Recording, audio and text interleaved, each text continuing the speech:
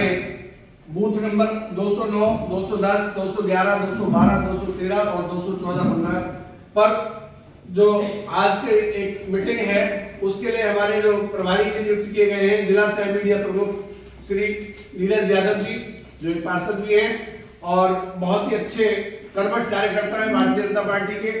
आदरणीय अध्यक्ष जी, जो बहुत ही सरल व्यक्तित्व, बहुत ही सरल स्वभाव के व्यक्तित्व हमारे साथ 4 साल से कंधे से कंधा मिला के साथ चल रहे हैं। भाई ओपी यादव जी, भाई सुरेश वर्मा जी, बड़े भाई राम शर्मा जी, हरीश वर्मा जी, अरोड़ा जी, बाकी सभी हम सभी लोग पारिवारिक लोग हैं, सभी यहाँ से हैं। जैसा कि अभी इन्होंने बोला था कि भाई आज की डेट में अगर सबसे बड़ा जोश का कोई काम है तो हमारे लिए वही है कि एक बार फिर से पुनः नारा लगाएं, बोलो जय श्री राम, जय श्री राम, जय श्री राम, जय श्री राम, जय श्री राम, जय श्री राम।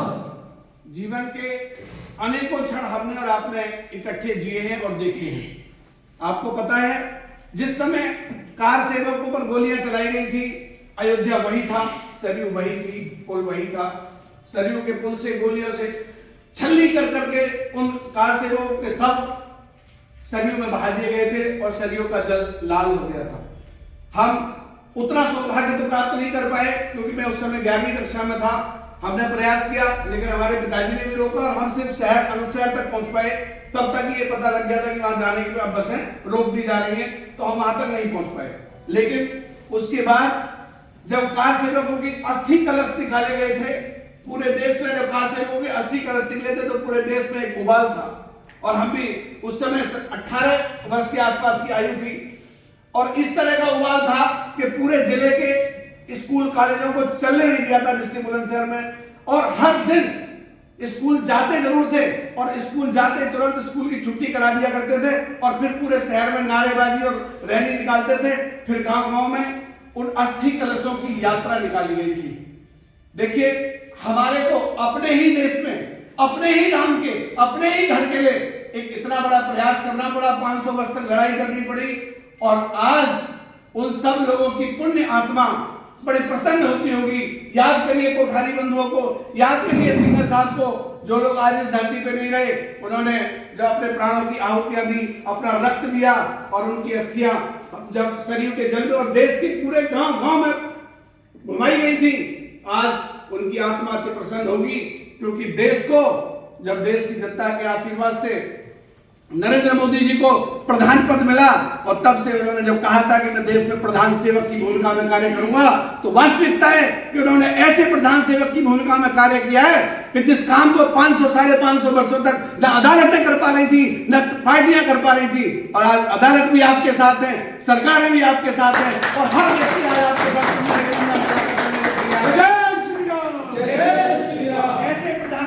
साथ कंधे से कंधा मिला के चलने को किसका मन नहीं करेगा। आज ऐसे ऐसे लोग भारतीय जनता पार्टी के साथ, एनडीए के साथ जुड़ जाना चाहते हैं क्योंकि धारा प्रवाह यही है, सच्चा पथ यही है, सच्चा पथ प्रदर्शक नरेंद्र मोदी है।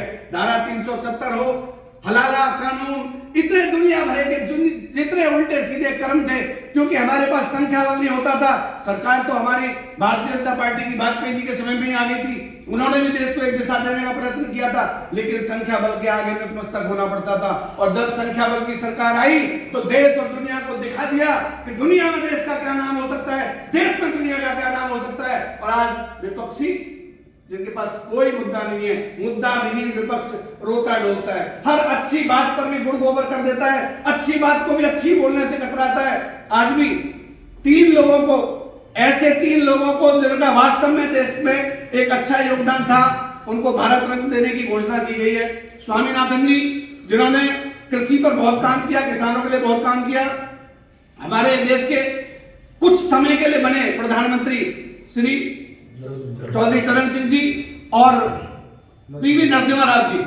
और सच्चाई यह है कि पीवी नरसिम्हा राव जी के समय में ही वो प्रधानमंत्री थे, उनके समय में उस कलंकित ढांचे को तोड़ा गया था और आज उनको भी राष्ट्र भारत रत्न देने की घोषणा की गई है। तो ऐसे देश के प्रधानमंत्री जो एक एक व्यक्ति को ढूंढ ढूंढ के निकाल रहे हैं, उन्हें पता है कि हीरा कहां है, कोयले में से, खान में से ढूंढ ढूंढ के एक एक हीरे को निकाल रहे हैं और सम्मानित कर रहे हैं। आज अभी कल की बात है, उन्होंने किसी जो अपने सुभाष चंद्र बोस जी के ड्राइवर थे उनको खोज निकाला और उनको सम्मानित किया, वो बड़े भाव विवल हो गए। उन्होंने कहा इस तरह से निकाल करके मेरे जीवन के आखिरी पलों में मुझे सम्मानित करना, मेरा जीवन धन्य हो गया।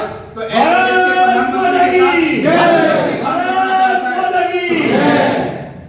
हमारे प्रधानमंत्री के साथ आज देश ही नहीं दुनिया झुकती है। आपने देखा होगा एक दूसरे देश का, छोटे देश का प्रधानमंत्री था, लेकिन उसने पैर छुए।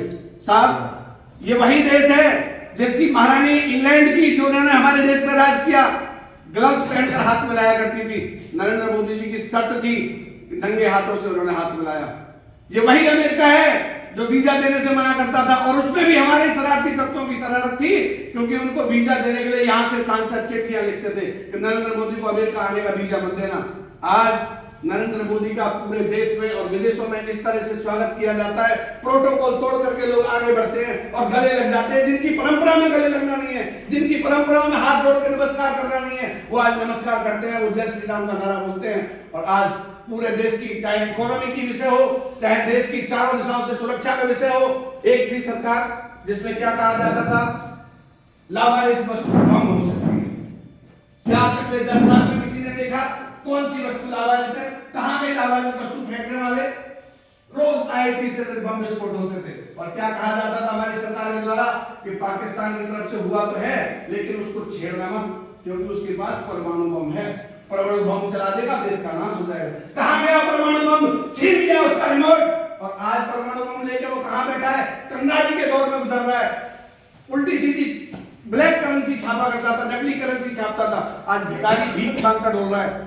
कल उसके इलेक्शन हुआ है, इतने बम विस्फोट हुए हैं कि सैकड़ों लोग तो बम विस्फोटों में चुनाव के दिन मारे गए।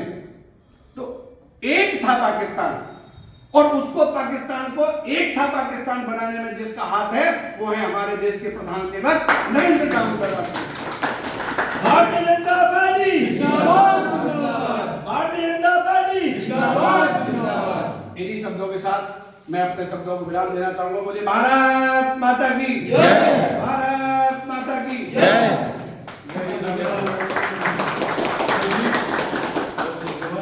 वैसे एक बार बताओ, राम जी की लीला सचमुच बहुत न्यारी है। 25 सितंबर 1990 को